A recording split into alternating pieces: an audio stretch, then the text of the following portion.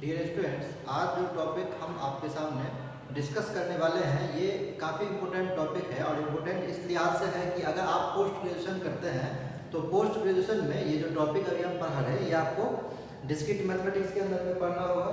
अगर आप graduation level पे बात करें तो ग्रेजुएशन लेवल पे ये मैथमेटिक्स के अंदर में कवर करेगा, है ना। इसके अलावा आपको आर्टिफिशियल इंटेलिजेंस में काफ़ी हेल्प करता है। अगर आप रोबोटिक्स की बात करते हैं तो वहाँ पे ये टॉपिक आपको काफ़ी हेल्प करता है। जहाँ भी आप सिंबॉलिक मैथमेटिकल कैलकुलेशन की बात करते हैं वहाँ पे आपको ये टॉपिक काफ़ी हेल्पफुल रहेगा।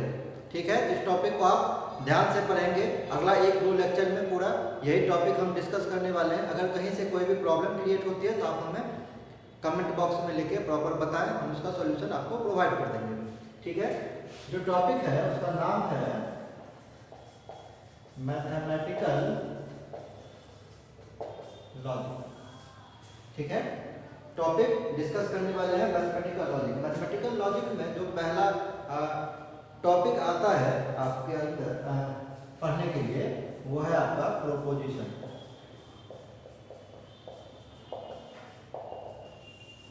अब यहाँ पे पहला कंफ्यूजन ये क्रिएट होता है स्टूडेंट्स को कि सर ये पार्ट्स ऑफ स्पीच का प्रोपोजिशन तो नहीं है। ठीक है, तो हम बात किसकी कर रहे हैं? हम मैथमेटिकल लॉजिक की बात कर रहे हैं, मैथमेटिक्स की बात कर रहे हैं। तो इसीलिए ये इंग्लिश के पार्ट्स ऑफ स्पीच से काफ़ी डिफरेंट है। ठीक है, चलिए प्रोपोजिशन अगर कहेगा तो प्रोपोजिशन कुछ नहीं है, ये है a declarative statement, a declarative statement that is either true or false। ठीक है, प्रोपोजिशन एक डिक्लेरेटिव स्टेटमेंट होता है जो ट्रू होगा या फॉल्स होगा। आइदर लगा हुआ या तो ट्रू भी हो सकता है या फॉल्स भी हो सकता है। ठीक है, अब आप कहेंगे सर डिक्लेरेटिव स्टेटमेंट होता क्या है? ठीक है, तो कोई भी स्टेटमेंट दो तरीके का या कोई भी नॉलेज दो तरीके का होता है। पहला होता है एक ऐसा नॉलेज जो कहीं ना कहीं लैब में प्रूफ होके आई हुई बातें हैं। जैसे अगर हम कहते हैं the sun rises in the east तो बहुत सारे साइंटिस्ट ने मिलकर इसको प्रूव किया हुआ है। ठीक है, smoking is injurious to health ये भी लैब में प्रूव होके आई हुई बातें हैं। तो पहला नॉलेज तो ये हो गया। ठीक है, जिसको प्रोसीड्यूरल नॉलेज कहा जाता है। सेकेंड नंबर नॉलेज है जिसको हम लोग कहते हैं declarative knowledge.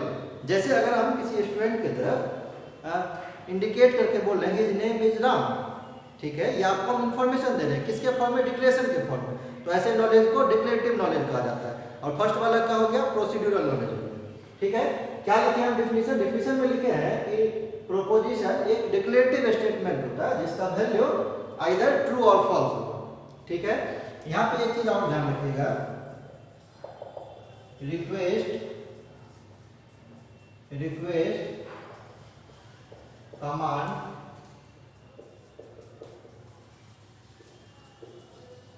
exclamatory and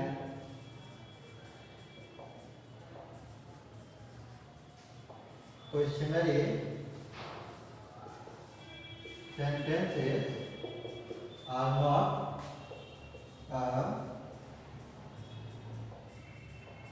proposition।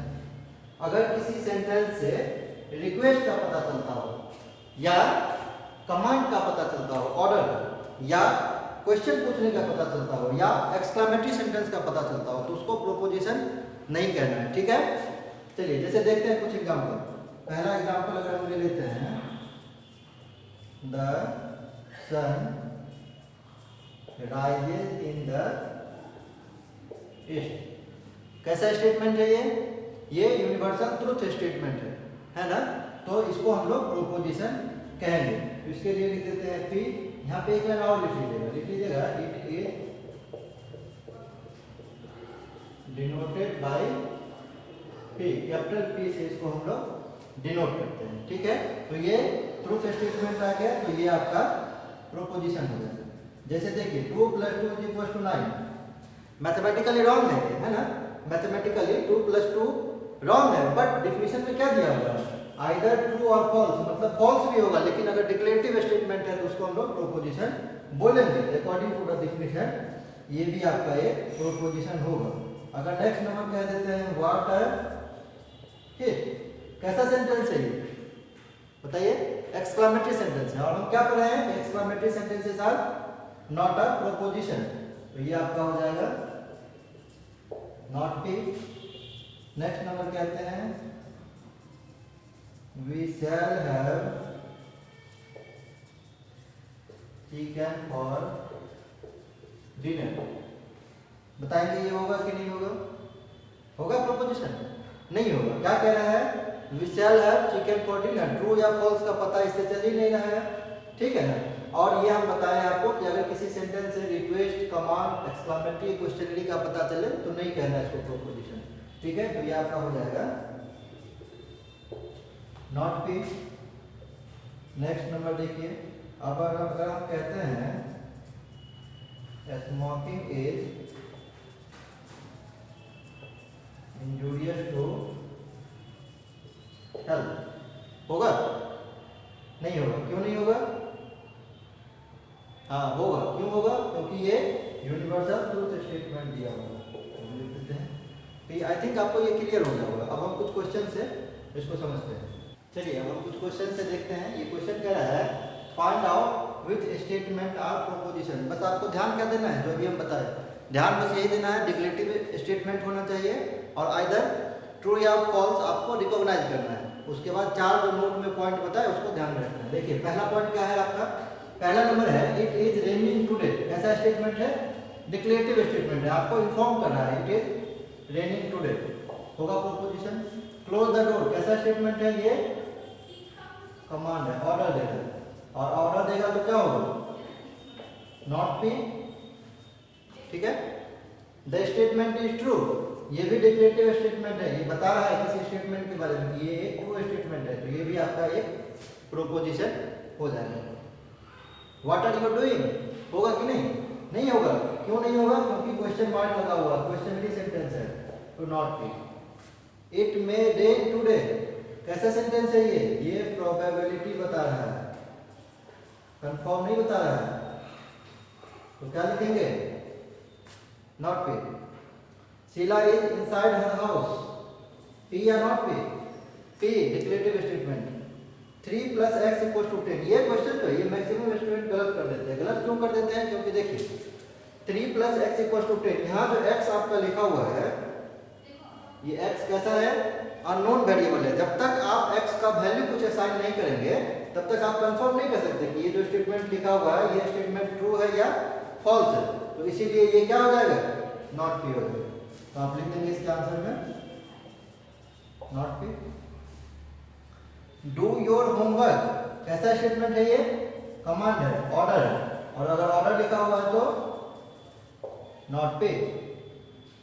Next number listen to me Mukesh, order दे रहा है, ऑर्डर है तो नॉट पे। क्लियर है ना? ये सारा पॉइंट्स आई थिंक आपको क्लियर हो गया होगा। नेक्स्ट नंबर टॉपिक है निगेशन। ये कहता है if P be a proposition then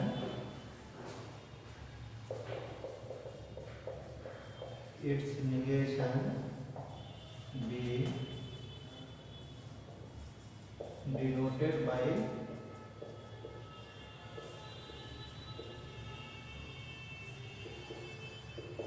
इस 3 सिंबल से हम इसको लिखते हैं कि अगर P एक प्रोपोजिशन है, ये दिया हुआ, तो निगेशन ऑफ P को हम लोग इस सिंबल से डिनोट करेंगे। ये वेव का सिंबल है, ये माइनस का सिंबल है, और ये एक लाइन दिया हुआ है। एंड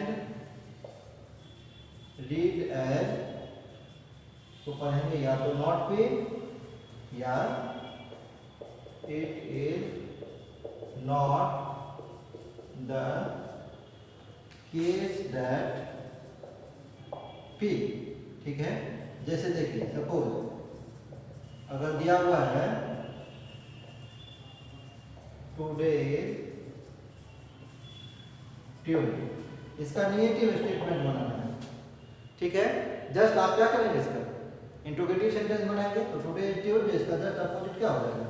ये हो जाएगा टुडे इज नॉट ट्यूसडे, यही होगा ना।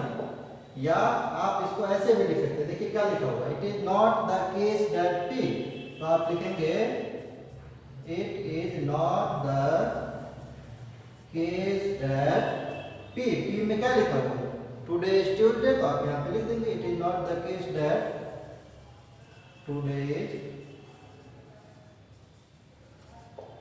ट्यूसडे। जस्ट जो भी सेंटेंस दिया हुआ होगा उसका जस्ट इंट्रोगेटिव सेंटेंस बना देना है, तो ये आपका माइनस पी हो जाएगा। आप तीनों में से कोई भी सिंबल लिख सकते हैं, ये भी लिख सकते हैं आप, ये इस सिंबल का भी यूज कर सकते हैं, आप इस सिंबल का भी यूज कर सकते हैं। यहाँ पे एक ट्रूथ टेबल है,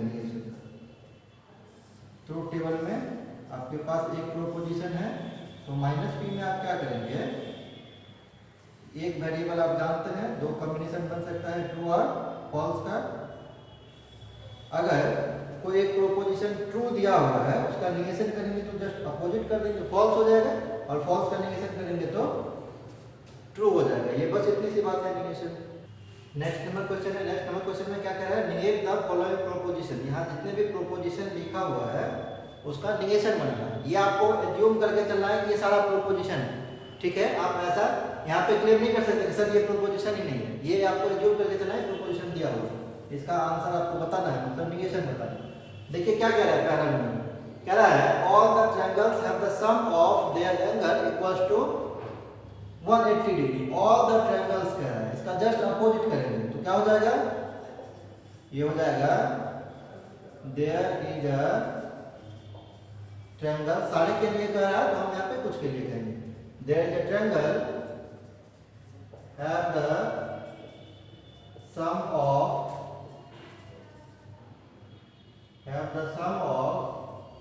their angle equals to 180 degree कह रहा है, तो ये हो जाएगा नॉट इक्वल्स टू 180 डिग्री, वहां पे भी आपको निगेशन करना पड़ेगा।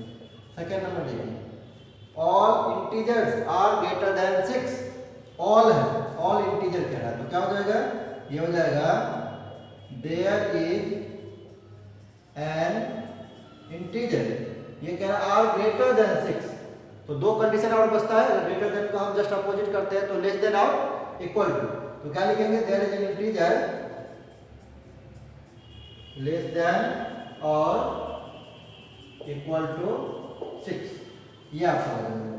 नेक्स्ट नंबर कह रहा है there is a dog without a tail, क्या बन जाएगा, all the dogs have a tail, यहाँ विदाउट दिया हुआ है, यहाँ भी आपको निगेशन करना पड़ेगा। नेक्स्ट नंबर है no one wants to buy my house, क्या हो जाएगा इसमें, समवन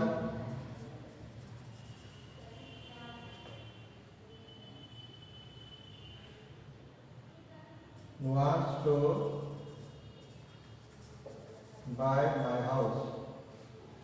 Some students are 28 और older, क्या बनाएंगे इसका, some students are 28 और older, सम दिया हुआ है, इसका बन जाएगा just opposite none। None students are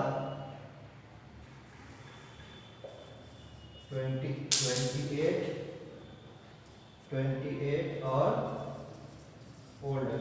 जितना भी स्टेटमेंट दिया होगा आपको क्या करना है, उसका इंट्रोगेटिव सेंटेंस बना देना है, तो वही आपका निगेशन हो जाएगा। नेक्स्ट टॉपिक है आपका कंजंक्शन। ये भी पार्ट्स ऑफ स्पीच नहीं समझना है, ये डिफरेंट है उससे। कंजंक्शन, कंजंक्शन में क्या कह रहा है कि अगर P और Q आपके पास दो प्रोपोजिशन दे रखा है, P और Q, तो इसके कंजंक्शन को डिनोट करेंगे इस सिंबल से। ये कैरेट का सिंबल कहा जाता है, इस सिंबल से इसको डिनोट करेंगे, और इसको क्या पढ़ेंगे, इसको पढ़ेंगे P एंड Q। इस सिंबल को हम लोग एंड रीड करते हैं। अगर मेरे पास दो प्रोपोजिशन P Q दिया हुआ है, उसको डिनोट किस चीज से करना है, इस कैरेट के सिंबल से करना है। पढ़ेंगे क्या उसको, एंड पढ़ेंगे, ठीक है। अब देखिए इसका ट्रूथ टेबल, दो वेरिएबल है P Q, कितना कॉम्बिनेशन बनेगा इसका, 4 कॉम्बिनेशन बनेगा, true true, true false, false true, false false. ठीक उसी तरीके से है जिस तरीके से से हम कॉइन को फ्लिप करते हैं। अगर 2 कॉइन को फ्लिप करेंगे, उछालेंगे तो क्या क्या होगा, दोनों पे हेड आ सकता है, पहले पे हेड दूसरे पे टेल, पहले पे टेल दूसरे पे हेड, या दोनों पे टेल टेल। ठीक उसी तरीके से true true, true false, false true और false false. P and Q ये क्या कहता है, कंजंक्शन। कंजंक्शन कहता है क्या कि अगर P और Q का हम लिखेंगे तो दोनों में से एक भी ट्रूथ वेरिएबल अगर फॉल्स हो जाएगा तो रिजल्ट मेरा फॉल्स हो जाएगा। दोनों में से एक भी ट्रूथ वेरिएबल अगर फॉल्स हो गया तो रिजल्ट फॉल्स हो जाएगा। देखिए यहाँ पे Q फॉल्स है, रिजल्ट फॉल्स। यहाँ पे पहला फॉल्स है P, ये भी फॉल्स हो जाएगा। यहाँ दोनों फॉल्स है तो फॉल्स हो जाएगा। ट्रू किस केस में होगा, जब दोनों ट्रूथ वैल्यू ट्रू होगा तो इसका आंसर ट्रू हो जाएगा, अगर एक भी फॉल्स तो फॉल्स हो जाएगा। ठीक, इसका अपोजिट है डिसजंक्शन। डिसजंक्शन कहता है क्या कि अगर मेरे पास P और Q दो प्रोपोजिशन दे रखा है, उसके डिसजंक्शन को इस सिंबल से डिनोट करेंगे। यहाँ देखिए कैरेट का सिंबल है, नीचे की तरफ घुमा हुआ, इसको ऊपर की तरफ घुमा देंगे, जस्ट रिवर्स कर देंगे, और इसको हम लोग पढ़ते हैं P और Q। यहाँ पे क्या पढ़ते थे, एंड, यहाँ क्या पढ़ते हैं और। इसका ट्रूथ टेबल है, ट्रूथ टेबल कहता है क्या कि अगर P और Q मेरे पास दो प्रोपोजिशन होगा, TT, TF, FT, FF,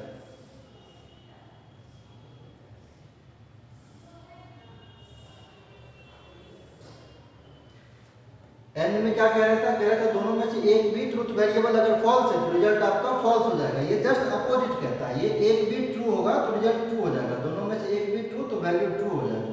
ये एक ट्रू है, ट्रू हो जाएगा, एक ट्रू है, ट्रू हो जाएगा। जब दोनों फॉल्स होगा तो रिजल्ट आपका फॉल्स हो जाएगा। ये यहाँ तक क्लियर है। और कुछ क्वेश्चंस के थ्रू हम इसको, जितना टॉपिक आज पढ़ाए हैं हम, प्रोपोजिशन, नेगेशन, कंजंक्शन, डिसजंक्शन, सारे को फिर से हम कुछ क्वेश्चन के थ्रू अब हम एक्सप्लेन करते हैं। देखिए यहाँ पे दो क्वेश्चन लिखा हुआ। पहला क्वेश्चन क्या कह रहा है, जितना भी स्टेटमेंट है उसका ट्रुथ वैल्यू निकालना है। पहला क्वेश्चन है, उसमें कह रहा है 6 + 2 = 7। तो ये ट्रू स्टेटमेंट है कि फॉल्स स्टेटमेंट है, बताइए। 8 आता है ना, तो ये फॉल्स हो जाएगा। एंड के लिए इस सिंबल का यूज करते हैं, अभी हम पीछे बता रहे थे, कंजंक्शन का सिंबल है 4 + 4 = 8। ये ट्रू स्टेटमेंट दिया हुआ है। कंजंक्शन में हम क्या बोल रहे थे, कंजंक्शन में बोल रहे थे ये कि अगर दोनों में से एक भी ट्रूथ वैल्यू फॉल्स होगा तो रिजल्ट आपका फॉल्स हो जाएगा। तो इसका आंसर क्या हो गया, फॉल्स। चलिए यहाँ पे बात करें, 3 + 1 = 4, ट्रू है या फॉल्स है, ट्रू स्टेटमेंट है। एंड 4 + 5 = 7, ये ट्रू है या फॉल्स है, फॉल्स। क्या रिजल्ट होगा, false. Next number 4 + 3 = 7, true statement है। और के बदले में ये लिखते हैं 6 + 2 = 8, ये भी ट्रू स्टेटमेंट है। क्या होगा आंसर, ट्रू। और में क्या होगा, एक भी ट्रू तो ट्रू, एंड में क्या होगा, एक भी फॉल्स तो फॉल्स। 2 + 3 = 5, ये भी ट्रू। और का सिंबल ऐसे लिखते हैं, 3 + 1 = 2, फॉल्स स्टेटमेंट है। ऑरिंग है, क्योंकि ऑरिंग में एक भी ट्रू तो आंसर ट्रू हो जाएगा। आसान है, ये समझ में आ गया। नेक्स्ट नंबर क्वेश्चन देखिए क्या कह रहा है, यहाँ पे दो प्रोपोजिशन दे रखा है। पहले प्रोपोजिशन में कह रहा है दिस कंप्यूटर इज गुड।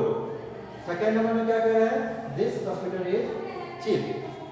आपको करना क्या है, right each of the following statement in symbolic form. यहाँ पे वर्ड में करके दे रखा है, आपको सिंबल में लिखना है। पहला नंबर देखिए, this computer is good. This computer is good को क्या लिखेंगे, P। एंड चीप, बार बार ये चीज नहीं लिखा है, this computer is good and this computer is cheap ना लिख के सिर्फ चीप लिख दिया है। बीच में किस चीज से कनेक्ट कर रहा है, एंड से। तो सिंबल फॉर्म में अगर लिखेंगे तो P एंड Q हो जाएगा। P मतलब this computer is good, and लिख दिए, और दिस कंप्यूटर इज चीप को हम लोग Q कह रहे हैं। सेकेंड नंबर देखिए, this computer is not good. Negative sentence बना रहा है, किसका यूज करेंगे, निगेशन का। किसका निगेशन होगा, नॉट गुड। गुड के लिए क्या माने हुए हैं, P। नॉट गुड कह रहा है तो क्या लिखेंगे, लिखेंगे -P। बट चीप, अच्छा नहीं है लेकिन सस्ता है, तो यहाँ पे क्या हो जाएगा, एंड हो जाएगा, और ये Q हो जाएगा। दिस कंप्यूटर इज कॉस्टली, किसका अपोजिट है ये, चीप का। तो पहले क्या लिखेंगे, -Q। एंड गुड, गुड के लिए क्या यूज करे हुए हैं, P, तो ये P हो जाएगा। This computer is neither good not cheap, नहीं तो अच्छा है और ना ही सस्ता है। क्या हो जाएगा माइनस पी आइदर और के केस में हमेशा बीच में और लिखेंगे और ये हो जाएगा माइनस क्यू। ठीक है, तो ये माइनस पी का मतलब हो गया this computer is not good और this computer is not cheap. वही नाइदर हो गया यहाँ पे, है ना, वही नाइदर लिखा हुआ है जिसके लिए नाइदर और आइदर के केस में हमेशा है बीच में आप यहाँ पे डिसजंक्शन का यूज करेंगे। ठीक है, नेक्स्ट क्वेश्चन है। नेक्स्ट क्वेश्चन में क्या कह रहा है, कंसीडर द फॉलोइंग। पी में लिखा हुआ इट इज कोल्ड डे और क्यू में है the temperature is 5 degree Celsius. करना क्या है आपको, सिंबॉलिक फॉर्म में दे रखा है, आप सिंपल सेंटेंस में लिखेंगे इसको। तो पहला कह रहा है minus Q negation of P, क्या लिखेंगे इसमें, it is not cold day. या दूसरा तरीका भी हम बताएं, ऐसे भी आप लिख सकते हैं, it is not true that, उसके बाद पी में जो लिखा हुआ है आप उसको डायरेक्ट लिख लीजिए, या it is not the case that, जो पी लिखा हुआ है डायरेक्ट आप पी को लिख सकते हैं। सेकेंड नंबर क्या है, पी, ये सिंबल क्या है, एंड का सिंबल है, पी एंड क्यू लिखा हुआ, तो पहले पी को लिख देंगे, तो पी में हो जाएगा it is cold day, symbol है बीच में एंड का, फिर से क्यू है, क्यू में क्या लिखा हुआ है, the temperature is 5 degree Celsius, तो आप लिख देंगे ऐसे ही, the temperature is 5 degree Celsius. Third में क्या है आपका, थर्ड में minus of P and Q है, माइनस पहले लगा हुआ है, तो क्या लिख देंगे, माइनस के बदले it is not true that, या it is not the case that, उसके बाद पी एंड क्यू है तो पी एंड क्यू लिख दीजिए, तो क्या हो जाएगा इसमें, it is cold day and the temperature is 5 degree Celsius. Minus 50 पहले था इसीलिए ये पहले लगाना था। इसमें बताइए क्या हो जाएगा, माइनस पहले लगा हुआ है तो इसमें लिखेंगे it is not true that, इस माइनस के लिए, फिर ये माइनस यहाँ भी है और यहाँ भी माइनस है, बीच में सिंबल क्या है, और का सिंबल है, तो इसका निगेशन करेंगे, पी का क्या हो जाएगा, ये हो जाएगा it is not cold day और the temperature is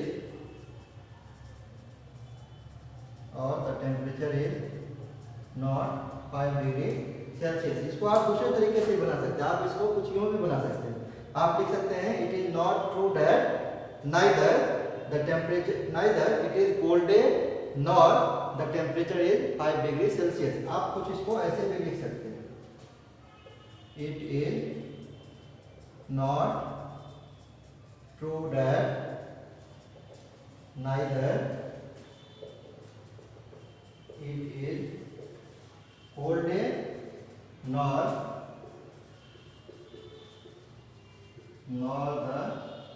the temperature is 5 degree Celsius. तो दोनों तरीके से हो गया। अगर वर्डिंग में दिया हुआ है, सिंबॉलिक फॉर्म में लिखना है तो आप वो भी इजीली लिख सकते हैं। अगर सिंबॉलिक फॉर्म में दिया हुआ है और वर्डिंग में लिखना है तो आप उसको भी लिख सकते हैं। बहुत आसान है, इसमें कुछ करना तो है नहीं, जैसे दिया हुआ है बस उसी को कन्वर्ट कर देना है वर्डिंग में, या वर्डिंग में जैसे दिया हुआ है उसी को बस सिंबॉलिक फॉर्म में कन्वर्ट कर देना है। And Q are true, P and Q के बारे में ट्रू दे रखा है और आर एस के बारे में फॉल्स दे रखा है, और यहाँ जो ट्रुथ वैल्यूज है इसका ट्रुथ एक्सप्रेशन लिखा हुआ है, बुलियन एक्सप्रेशन, उसका ये ट्रुथ वैल्यू आपसे पूछ रहा है। तो आप क्या करेंगे, सिंपली पी और क्यू के बदले क्या दिया हुआ ट्रू, आर एस के बदले क्या दिया हुआ फॉल्स। तो जहां जहां आपको पी और क्यू मिल रहा है वहां पे आप ट्रू रख देंगे, जहां आर और एस मिल रहा है वहां पे आप फॉल्स रख देंगे। ठीक है, तो क्या हो जाएगा, ये पहले ब्रैकेट का काम करेंगे बोल्ट्जमान रूल के अकॉर्डिंग, ट्रू और फॉल्स। और में हम क्या बताए, एक भी ट्रू रहेगा तो वैल्यू ट्रू हो जाएगा। फिर से क्या आ गया, ट्रू एंड ट्रू, और एक है तो ये आपका ट्रू हो जाएगा, ये आपका फाइनल आंसर होगा। सेकेंड नंबर पे कुछ इसी तरीके से बनाएंगे। सबसे पहले जहाँ पे पी क्यू लिखा हुआ है वहां पे आप ट्रू डालेंगे, जहाँ आर एस है वहां पे फॉल्स डालेंगे। यहाँ पे हो जाएगा फॉल्स और फॉल्स। नेक्स्ट स्टेप में फिर काम करना है ट्रू एंड, पहले ब्रैकेट का काम करेंगे, एंड में एक भी फॉल्स तो रिजल्ट फॉल्स हो जाएगा, और निगेशन ऑफ यहाँ ट्रू और ट्रू है तो क्या लिखेंगे ट्रू, फिर बीच में एंड है तो एंड, फॉल्स और फॉल्स, एक भी फॉल्स और में तो फॉल्स हो जाएगा। ट्रू एंड फॉल्स, एंड में एक भी फॉल्स तो रिजल्ट फॉल्स, और negation of true and false क्या होगा फॉल्स। अब पहले फॉल्स का निगेशन करेंगे तब हम और इन करेंगे, तो फॉल्स और फॉल्स का निगेशन कितना होगा ट्रू, अब फॉल्स और ट्रू क्या होगा रिजल्ट, और में एक भी ट्रू तो आंसर ट्रू हो जाता है। तो बस ऐसे आपको करते रहना है ना, स्टेप बाय स्टेप सॉल्यूशन करेंगे तो लास्ट में आपका ट्रूथ वैल्यू निकल के आ जाएगा। एक क्वेश्चन यहाँ से और पूछ सकता है, वो ये है कि बूलियन एक्सप्रेशन आपके पास दे रखा होगा, कहेगा कि उसका ट्रूथ टेबल आप ड्रॉ कीजिए, ठीक है। तो ट्रूथ टेबल कैसे बनाते हैं ये हम आपको बताते हैं। देखिए नेक्स्ट नंबर क्वेश्चन में क्या रहा है ट्रूथ टेबल बनाना, ठीक है। तो ट्रूथ टेबल आप कैसे बनाएंगे, पहला नंबर सबसे पहले आप देखिए इसमें कितना वेरिएबल का यूज किया हुआ है, विदाउट द सिंबल आपको देखना है कितना वेरिएबल है, दो है, कौन कौन सा पी और क्यू। सबसे पहले पी क्यू को लिखेंगे, क्या क्या होगा combination true true, true false, false true और फॉल्स फॉल्स हो जाएगा। फिर से क्यू का निगेशन है तो निगेशन क्यू लिखिए, क्यू क्यू कहाँ लिखा हुआ है, यहाँ पे लिखा हुआ है, इसका निगेशन करना है तो ये ट्रू है तो फॉल्स, फॉल्स है तो ट्रू, ट्रू है तो फॉल्स, फॉल्स है तो ट्रू। अब पहले ब्रैकेट लिखेंगे तो पी और माइनस क्यू,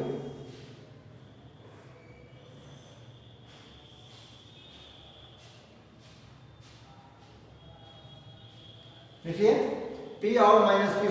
अब P का और माइनस क्यू का क्या करना है, ऑडिंग, ऑडिंग में क्या होता है एक भी ट्रू तो ट्रू, देखिए ट्रू और फॉल्स है, एक भी ट्रू तो ट्रू, ट्रू और ट्रू, एक भी ट्रू तो ट्रू, दोनों फॉल्स, फॉल्स हो जाएगा, एक भी ट्रू तो ट्रू हो जाएगा। अब देखिए मेरे पास कॉलम बस इतना सा लिखना है ये पूरा रिजल्ट, क्योंकि ये तो हम लिख चुके हैं, इसका एंड करना है P के साथ, उसको हम A एज्यूम कर लेते हैं या B C कुछ भी आप एज्यूम कर सकते हैं। अगर हम यहाँ A एज्यूम करें हैं तो A एंड P हो जाएगा, मतलब इस P का इस A के साथ एंड करना है, एंड में क्या होता है एक भी फॉल्स तो फॉल्स, दोनों ट्रू है ट्रू, दोनों ट्रू है ट्रू, एक भी फॉल्स है फॉल्स, एक भी फॉल्स है फॉल्स, ये आपका बन गया ट्रूथ टेबल। सेकंड नंबर देखिए कितना वेरिएबल का यूज किया हुआ है सेकंड नंबर में, सेकंड नंबर में आपका वेरिएबल है दो, तो पहले P ले लेंगे फिर से Q ले लेंगे। उसके बाद देखिए किसी का निगेशन है क्या, इंडिविजुअल निगेशन की हम बात कर रहे हैं, जैसे ये निगेशन ब्रैकेट के बाहर है तो हम इसकी बात नहीं कर रहे हैं, वेरिएबल के जस्ट साथ होना चाहिए, तो P का भी है Q का भी है, तो सबसे पहले हम निगेशन लिखेंगे, P का निगेशन लिख लिए, फिर से हम Q का निगेशन लिख लिए। अब लेफ्ट साइड से स्टार्ट करके राइट की तरफ चलना है और ब्रैकेट का काम करना है, पहले कौन सा मिला P और Q, तो P और Q लिख लिए, इसको A एज्यूम कर लिए, A एज्यूम करें तो इसके जस्ट पीछे निगेशन है तो निगेशन A निकालना होगा। अब ये पूरा काम हो गया यहाँ तक का। अब सेकंड वाला ब्रैकेट में, सेकंड वाले ब्रैकेट में क्या दे रखा है minus P and minus Q, इसको हम B एज्यूम कर लिए। अब ये पूरा मेरा क्या है, इसको क्या एज्यूम करे हैं माइनस A, यहाँ पे लिखा हुआ है, ये पूरा क्या है एज्यूम किए हैं B, इसका क्या करना है ऑरेंज, तो हम लिख देंगे माइनस A और B, ये पूरा आपका फाइनल रिजल्ट हो जाएगा। दो वेरिएबल है true true, true false, false true, false false, ये चार कॉम्बिनेशन आपका बनेगा।